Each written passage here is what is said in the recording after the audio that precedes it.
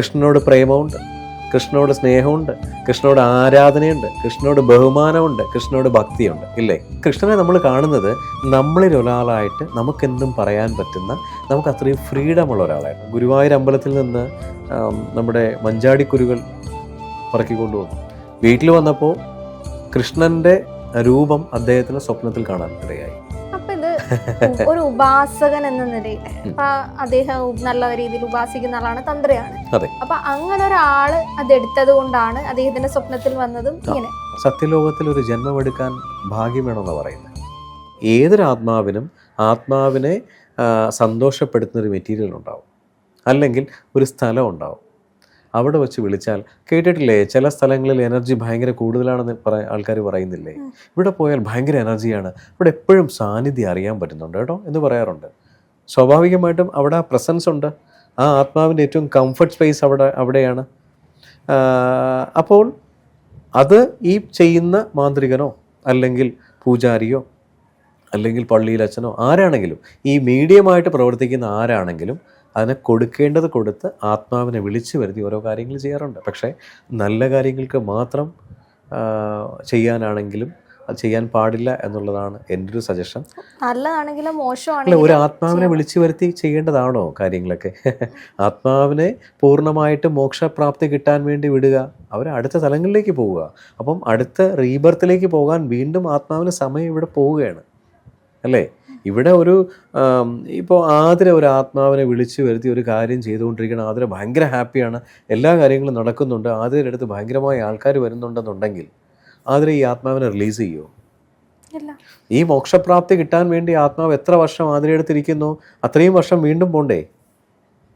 ഇടയ്ക്ക് ഞാൻ നമ്മുടെ ഒരു അടുത്ത സുഹൃത്തായ രാജേഷുമായിട്ട് സംസാരിച്ചപ്പോൾ അദ്ദേഹം ഗുരുവായൂർ പോയ കഥ എന്നോട് പറഞ്ഞു. ഗുരുവായൂർ പോയിട്ട് രാജേഷ് തന്ത്രി, ഞങ്ങളുടെ ആത്മബന്ധമുണ്ട്, നമുക്കറിയാം. അദ്ദേഹം ഗുരുവായൂർ അമ്പലത്തിൽ നിന്ന് നമ്മുടെ മഞ്ചാടിക്കുരുകൾ പറക്കിക്കൊണ്ടുവന്നു. വീട്ടിൽ വന്നപ്പോൾ കൃഷ്ണൻ്റെ രൂപം അദ്ദേഹത്തിന് സ്വപ്നത്തിൽ കാണാൻ ഇടയായി. ഇടയ്ക്ക് സംസാരിച്ച കേസാണ്. അപ്പോൾ ഇദ്ദേഹം ചോദിച്ചു, ഞാൻ വേറൊന്നും മോഷ്ടിച്ചില്ലല്ലോ, മഞ്ചാടിക്കുരു മാത്രമല്ലേ, വേറെ എന്തൊക്കെ ആൾക്കാർ മോഷ്ടിച്ചിട്ട് പോകുന്നു? അപ്പോൾ കിട്ടിയ റിപ്ലൈ എന്ന് പറഞ്ഞു കഴിഞ്ഞാൽ, മഞ്ചാടിക്കുരു അവിടെ കിടക്കുന്നത്, അല്ലെങ്കിൽ കുന്നിക്കുരു അവിടെ ഉള്ള മഞ്ചാടിക്കുരു ഉള്ളത്, അതിനകത്ത് ഓരോ മോക്ഷപ്രാപ്തിക്കുള്ള ഓരോ ആൾക്കാരുടെ പേരാണ്. ഓരോ മഞ്ചാടിക്കുരിനും ഓരോ പേരുണ്ട്. അതാണ് കൃഷ്ണൻ ഈ പറയുന്ന രാജേഷ് തന്ത്രിയുമായിട്ട് കമ്മ്യൂണിക്കേറ്റ് ചെയ്തത്. അദ്ദേഹം നെക്സ്റ്റ് ഡേ എന്ത് ചെയ്തു, ഈ മഞ്ചാടിക്കുരു അവിടെ കൊണ്ടിട്ടു. എന്നാ എൻ്റെ മഞ്ചാടിക്കുരു ഇവിടെ ഇരിക്കട്ടെ, എനിക്ക് വേണ്ട എന്ന് പറഞ്ഞ് അവിടെ ദർശനം പോലും ചെയ്യാതെ തിരിച്ചു പോയി. അദ്ദേഹത്തിന് ഏറ്റവും ഇഷ്ടപ്പെട്ടെടുത്തതാണ്. അപ്പോൾ എല്ലാത്തിനും പുറകിലൊരു കോസ് ഉണ്ടാവും. അവിടെ വന്ന മഞ്ചാടിക്കുരു എത്രയോ വർഷം അവിടെ കിടക്കണം, പല ആൾക്കാരുടെയും സാമീപ്യം കിട്ടണം, പ്രാർത്ഥന കിട്ടണം, അവിടെ അത് കഴിഞ്ഞ് മോക്ഷപ്രാപ്തിയിലേക്ക് പോകണം. ഓരോ മെറ്റീരിയലിലും ഓരോ ഇതുണ്ടാവും. ഇന്ന് പ്രകൃതിയിൽ ഉള്ള എല്ലാ സ്ഥലങ്ങളിലും നമുക്കെല്ലാവർക്കും അറിയാം, സത്യലോകത്തുണ്ടായിരുന്ന മനുഷ്യന്മാരുടെ ആയുസ് കൂടുതലായിരുന്നു, മനുഷ്യജന്മങ്ങൾ കുറവായിരുന്നു, അല്ലേ? മനുഷ്യൻ്റെ ആയുസ് 1000 വർഷമൊക്കെ ആയിരുന്നു. എന്തുകൊണ്ട്? അന്ന് സത്യലോകമാണ്, അന്ന് കള്ളങ്ങളില്ല, എല്ലാം പറയുന്ന സത്യമാണ്, ചെയ്യുന്ന കാര്യങ്ങൾ സത്യമാണ്, ആയുസ് കൂടുതലാണ്. പക്ഷേ മനുഷ്യൻ്റെ എണ്ണം കുറവ്. സത്യലോകത്തിൽ ഒരു ജന്മമെടുക്കാൻ ഭാഗ്യം വേണമെന്നാണ് പറയുന്നത്. സത്യലോകം കഴിഞ്ഞ് അടുത്ത ലോകം വന്നപ്പോൾ എന്തായി? ഇപ്പം മനുഷ്യൻ്റെ ആയുസ് കുറവായി. ആവറേജ് ആയുസ് എത്രയാണ് ഇന്ത്യയിൽ? 70 80 അല്ലേ? ഓരോ രാജ്യങ്ങളിൽ ഓരോ ലൈഫ് സ്പാൻ ആണല്ലേ? അപ്പോൾ ഈ ലോകം കഴിഞ്ഞ് ഈ ലോകത്ത് എന്താണ് ഏറ്റവും കൂടുതലുള്ള മനുഷ്യന്മാരാണ്. എവിടെ തിരിഞ്ഞ് നോക്കിയാലും നമുക്ക് മനുഷ്യന്മാരെ കാണാനുള്ളൂ. അന്ന് മനുഷ്യന്മാർ കുറവാണ്. അപ്പോൾ അടുത്ത് വീണ്ടും വരുന്ന സത്യയുഗം എന്നല്ലേ പറയുന്നത്. ഇതാണ് പലരും പറയുന്നത്, സത്യയുഗത്തിൽ ജനിക്കാൻ വേണ്ടി ഭാഗ്യമുണ്ടാകട്ടെ. അപ്പോൾ ആ ഭാഗ്യം ഉണ്ടാവണമെങ്കിൽ ഇങ്ങനെയുള്ള കാര്യങ്ങൾ നമ്മൾ ചെയ്യാതിരിക്കുക. ഈ കഥയ്ക്കകത്തിലൊരു വലിയ സംശയം തോന്നും. ഇപ്പോൾ അദ്ദേഹം പറഞ്ഞ നേരത്തെ നിങ്ങൾ സംസാരിച്ചിട്ടുള്ള വിഷയം തന്നെ ആയിരിക്കാം, പക്ഷെ ആ പറയുന്ന മഞ്ചാടി എടുത്തുകൊണ്ട് പോകുമ്പോൾ പുള്ളിയുടെ മൈൻഡിലുള്ള ഒരു കാര്യമല്ലേ, ഞാൻ കൃഷ്ണൻ്റെ അടുത്ത് നിന്ന് കൃഷ്ണൻ്റെ ഒരു കാര്യം എടുത്തുകൊണ്ട് പോവുകയാണെന്നുള്ളത് പുള്ളിയുടെ കോൺഷ്യസ് മൈൻഡിൽ അദ്ദേഹത്തിന് തന്നെ ഒരു ഓർമ്മയുള്ളൊരു കാര്യമാണ്. പിന്നെ അന്ന് പോയി ഈ പറയുന്ന കൃഷ്ണ വിഗ്രഹത്തെ ദർശിച്ചതിന് ശേഷമായിരിക്കും ഈ പറയുന്ന മഞ്ചാടിക്കുരു എടുത്തുകൊണ്ട് വീട്ടിൽ പോകുന്നത്. അപ്പോൾ ഞാൻ കൃഷ്ണൻ്റെ ഒരു കാര്യം എടുത്തുകൊണ്ട് പോകുന്നത് ഓൾറെഡി അദ്ദേഹത്തിൻ്റെ മൈൻഡിൽ തന്നെ ഉണ്ട്. എന്നിട്ട് ചിലപ്പോൾ അതിൻ്റെ മൈൻഡിനുള്ളിൽ ഒരു സംശയം ഉണ്ടായിരിക്കാം, ഞാൻ എടുത്തത് ഇപ്പോൾ നമുക്ക് സാധാരണ ഒരിടത്തു നിന്നൊരു കാര്യം എടുത്തുകൊണ്ട് പോകുമ്പോൾ ഒരു സംശയം ഉണ്ടാവുമല്ലോ, എടുത്തുകൊണ്ട് പോകുന്നത് ശരിയാണോ തെറ്റാണോ എന്നത് മൈൻഡിൽ തന്നെ തോന്നും. അപ്പൊ അങ്ങനെ അദ്ദേഹത്തിന്റെ മൈൻഡില് തോന്നിയതാണോ എന്നുള്ളതാണ്. സ്വപ്നത്തിൽ അതിനകത്ത് രണ്ട് കാര്യമുണ്ട്. ഒന്ന്, അദ്ദേഹം തന്ത്രിയാണ്. രണ്ട്, ഉപാസനയുള്ളവർക്ക് മിക്കവാറും രൂപങ്ങൾ കാണാൻ പറ്റും. അതായത് നമ്മൾ ഏത് മൂർത്തിയാണോ ഉപാസിക്കുന്നത് മൂർത്തിയെ കാണാൻ കഴിയും. അപ്പോൾ ഇതിലൊന്നും മയങ്ങരുതേ എന്നുള്ളത് വ്യക്തമായി ഗുരുപദേശപ്രകാരം ഉണ്ടായിരിക്കും. കാരണം നമ്മൾക്ക് അതിലല്ല, നമുക്ക് പോകേണ്ടത് എന്താണ്, മോക്ഷപ്രാപ്തിയിലേക്കാണ്.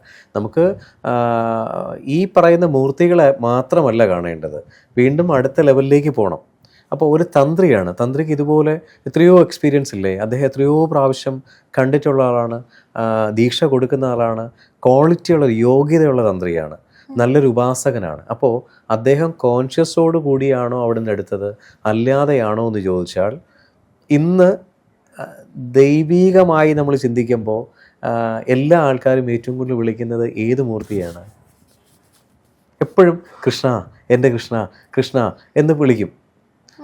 കൃഷ്ണനോട് പ്രേമമുണ്ട്, കൃഷ്ണനോട് സ്നേഹമുണ്ട്, കൃഷ്ണനോട് ആരാധനയുണ്ട്, കൃഷ്ണനോട് ബഹുമാനമുണ്ട്, കൃഷ്ണനോട് ഭക്തിയുണ്ട്, ഇല്ലേ? പക്ഷേ ഇപ്പുറത്ത് ഇതൊരു കൃഷ്ണൻ്റെ അവതാരമാണ്.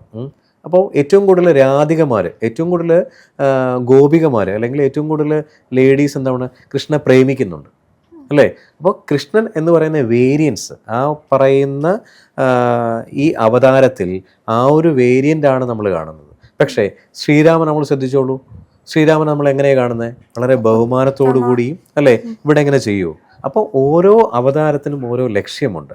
അപ്പോൾ ആദ്യം ചോദിച്ച ക്വസ്റ്റ്യൻ ആൻസർ എന്ന് പറഞ്ഞു കഴിഞ്ഞാൽ, കൃഷ്ണൻ്റെ അവതാരത്തിൽ അല്ലെങ്കിൽ കൃഷ്ണനോടുള്ള പ്രേമവും സ്നേഹവും, പേടിയില്ല നമുക്ക് കൃഷ്ണനെ. ഒരു കളിക്കൂട്ടുകാരനെ പോലെ സ്നേഹിക്കുന്നവരുണ്ട്, എടുത്ത് കയ്യിൽ വെച്ച് കൃഷ്ണൻ്റെ ഐഡിയോൾസ് കൊണ്ട് നടക്കുന്നവരുണ്ട്, വീട്ടിൽ വെച്ചിട്ട് കൃഷ്ണ ഞാൻ പോവുകയാണ് കേട്ടോ ഒന്ന് നോക്കിക്കോളണം എന്ന് പറയുന്ന ആൾക്കാരുണ്ട്. പിന്നെ എന്തും എനിക്കറിയാവുന്ന ഒരുപാട് പേരുണ്ട്, കൃഷ്ണനോട് നിരവധി കമ്മ്യൂണിക്കേഷൻസ് ചെയ്യുന്ന ആൾക്കാർ. അപ്പോൾ കൃഷ്ണനെ ഒരു ദൈവമായതിനേക്കാൾ അപ്പുറം നമ്മളിൽ ഒരാളായിട്ടാണ് കൃഷ്ണൻ നമ്മൾ കാണുന്നത്. ഏത് വീട്ടിൽ പോയാലാണ് ഇന്ന് കൃഷ്ണൻ്റെ ഒരു വിഗ്രഹം ഇല്ലാത്തത്? ശ്രീരാമൻ്റെ വിഗ്രഹം ഏതൊക്കെ വീട്ടിലുണ്ട്? ശ്രീരാമൻ്റെ ഫോട്ടോ ഏതൊക്കെ വീട്ടിലുണ്ട്? അപ്പോൾ ഇല്ലെങ്കിൽ പോട്ടെ, യേശുവിൻ്റെ അവതാരം ഉണ്ടായിരുന്നു, യേശുവിൻ്റെ ഫോട്ടോ ഏതൊക്കെ വീട്ടിലുണ്ട്? ക്രിസ്ത്യൻ വീട്ടിലുണ്ടാകാം, അല്ലേ? എന്നാൽ എല്ലാവരുടെ വീട്ടിലും ഉണ്ടോ? ഉണ്ടാകാം, ഉണ്ടാകാതിരിക്കാം. പക്ഷേ കൃഷ്ണ യുഗം അല്ലെങ്കിൽ കൃഷ്ണൻ്റെ അവതാരം വന്നതിന് ശേഷം കൃഷ്ണൻ എല്ലാ സ്ഥലങ്ങളിലും ഉണ്ട്. അപ്പോൾ കൃഷ്ണനെ നമ്മൾ കാണുന്നത് നമ്മളിൽ ഒരാളായിട്ട്, നമുക്കെന്തും പറയാൻ പറ്റുന്ന, നമുക്ക് അത്രയും ഫ്രീഡമുള്ള ഒരാളായിട്ട്. അപ്പോൾ നമ്മൾ ഗുരുവായൂരൊക്കെ പോകുന്ന സമയത്ത് എന്താ ചെയ്യുക? പേടിയേക്കാളും അപ്പുറം സ്നേഹം, വിശ്വാസം, ഭക്തി നമ്മൾ പോയി സമർപ്പണം ചെയ്യുകയാണ്.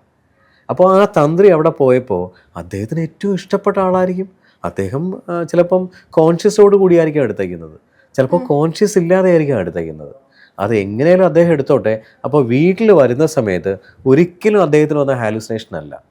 സാധാരണപ്പെട്ട ഒരാൾക്കാണെങ്കിൽ ഈ പറയുന്ന അതിൽ ചോദിച്ചതിനകത്ത് വ്യക്തമായത് ഹാലുസിനേഷൻ ആണോ എന്ന് സംശയം ഉണ്ടാകാം. അദ്ദേഹം നിരന്തര ഉപാസകനാണ്, ഹാലുസിനേഷൻ തിരിച്ചറിയാൻ കഴിവുള്ള വ്യക്തിയാണ്.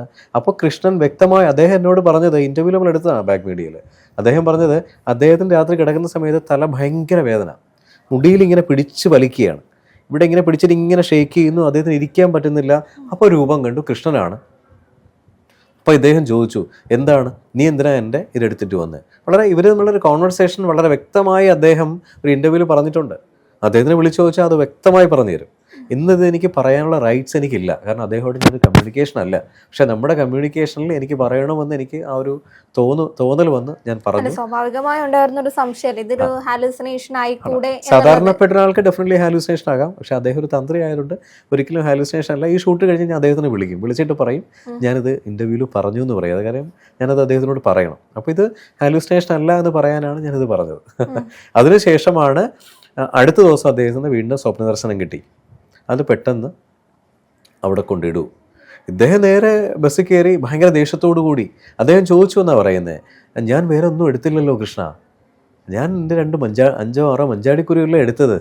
അപ്പൊ ഇത് ഒരു ഉപാസകൻ എന്ന നിലയിൽ അദ്ദേഹം നല്ല രീതിയിൽ ഉപാസിക്കുന്ന ആളാണ്, തന്ത്രിയാണ്. അപ്പൊ അങ്ങനെ ഒരാള് അതെടുത്തത് കൊണ്ടാണ് അദ്ദേഹത്തിന്റെ സ്വപ്നത്തിൽ വന്നതും. ഇങ്ങനെ ഒരു വിശ്വാസമില്ലാത്ത ഒരാളാണ് ഇങ്ങനെ ചെയ്തതെങ്കിൽ അറിയില്ല. എല്ലാ പേർക്കും ദർശനം കിട്ടണമെന്നില്ല. എല്ലാ സോളിനും, എല്ലാ എനർജിക്കും, എല്ലാ പറയുന്ന എനർജിയുമായിട്ട് കണക്ട് ചെയ്യാൻ പറ്റണമെന്നില്ല. ചിലപ്പോൾ കാണാം, ചിലപ്പോൾ കാണാതിരിക്കാം, ചിലപ്പോൾ സംഭവിക്കാം, ചിലപ്പം പറയാതിരിക്കാം. ഇത് നമുക്കറിയില്ലല്ലോ. ഇതെല്ലാം ഒരാൾ പറയുന്ന കാര്യങ്ങൾ. പക്ഷേ പലരുടെ ജീവിതത്തിലും മഹാദേവനെയും കൃഷ്ണനെയും അല്ലെങ്കിൽ പല മൂർത്തിയും കാണുന്ന കഥ എനിക്കറിയാം. എന്നെ നിരവധി വിളിക്കുന്ന ഒരുപാട് പേരുണ്ട്. ഇന്ന് ശിവോഹം പ്രാക്ടീസ് ചെയ്യുന്ന ഒരുപാട് പേർക്ക് ഒരുപാട് അനുഭവങ്ങളാണ്. ഇത് അനുഭവിച്ചറിയണമെന്നുണ്ടെങ്കിൽ ആദ്യ 2 ദിവസം ഇരിക്കൂ, ഞാൻ അനുഭവം കാണിപ്പിച്ചു തരാം. ഇതൊന്നും ചെയ്യാതെ അനുഭവങ്ങൾ ഉണ്ടാവുന്ന ആൾക്കാർ ഒരുപാട് പേരുണ്ട്. ഒരു സംഭവം ചെയ്യാതെ നമ്മുടെ ഡമരുവിൻ്റെ സൗണ്ട് കേൾക്കുന്ന ഒരുപാട് ആൾക്കാരുണ്ട്. ഭസ്മത്തിൻ്റെ മണം കിട്ടുന്ന ഒരുപാട് ആൾക്കാരുണ്ട്. ശരിക്കും അത് അവരുടെ സോള് ആ യൂണിവേഴ്സുമായി കണക്റ്റഡ് ആണ്, അല്ലെങ്കിൽ നല്ല ചൈതന്യത്തിൽ നിൽക്കുന്ന സോളാണ്. വെറുതെ ഓം നമ ശിവായ ഒരു പ്രാവശ്യം പറഞ്ഞാൽ തേടയിൽ ഫ്രിക്ഷൻ ആവുന്ന ഒരുപാട് പേരുണ്ട്. ഇപ്പം 108 പ്രാവശ്യം ചിലപ്പോൾ ആതിര പറഞ്ഞാൽ ചിലപ്പം ഫ്രിക്ഷൻ ആവണമെന്നില്ല. ചിലപ്പോൾ ആകാം, ചിലപ്പോൾ ആകാതിരിക്കാം. അത് നമ്മുടെ ആത്മചൈതന്യമാണ്, നമ്മുടെ സോളിൻ്റെ പവറാണ്. എന്തായാലും നമ്മൾ പറഞ്ഞു വന്നത് ഈ പറയുന്ന ആത്മാക്കളെ വിളിച്ച് പൂർണ്ണമായിട്ടും ഇങ്ങനെയുള്ള കാര്യങ്ങൾ ചെയ്യാതിരിക്കാൻ എല്ലാവർക്കും തോന്നട്ടെ. നന്ദി.